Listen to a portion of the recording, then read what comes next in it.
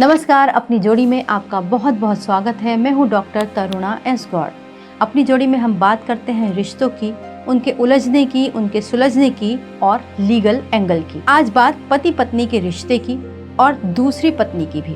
क्या पहली पत्नी के निधन के बाद महिला दूसरी पत्नी के रूप में पेंशन की मांग कर सकती है? पंजाब एंड हाई कोर्ट के सामने यही बड़ा सवाल था। क्या मामला था?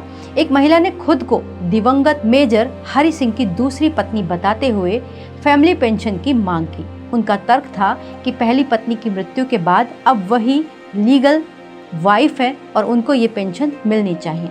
लेकिन केस में एक महत्वपूर्ण तथ्य सामने आया कि महिला की शादी उस समय हुई थी जब पहली पत्नी जीवित थी।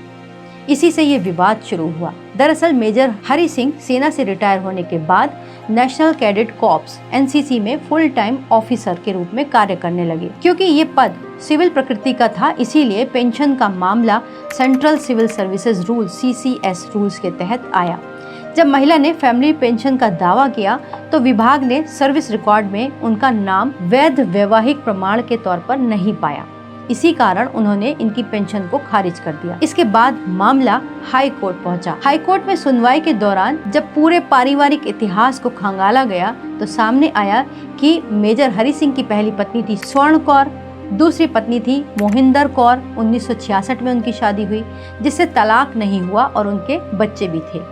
तीसरी शादी प्रिया से हुई गुरुद्वारे में आनंद कारज के जरिए। यानी प्रिया जिन्होंने पेंशन का दावा किया वो तीसरी पत्नी थी। और सबसे अहम बात यहाँ पर रिश्ता उलझा कैसे? तीसरी शादी के समय मेजर हरि सिंह ने खुद को विधुर बताया था, जबकि उनकी दूसरी पत्नी जीवित थी और कोई कानूनी तलाक नहीं हुआ था। ये बात तीसरी पत्नी प्रिया को पता नहीं थी।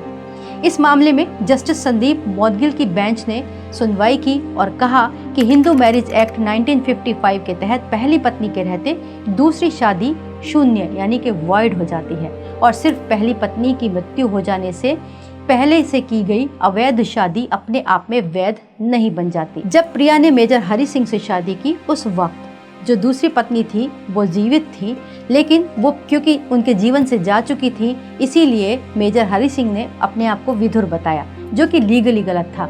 उन्हें कायदे से पहले डिवोर्स लेना चाहिए था, उसके बाद उन्हें दूसरी शादी करनी चाहिए थी। तो क्योंकि मेजर हरि सिंह ने डिवोर्स नहीं लिया था इसीलिए महिला को कानूनी पत्नी या फिर उनकी विधवा होने का दर्जा नहीं मिला, इसीलिए उनको पेंशन नहीं मिली। कोर्ट का अंतिम फैसला क्या आया? प्रिया की याचिका खारिज हो गई और उनको फैमिली पेंशन का अधिकार नहीं मिला।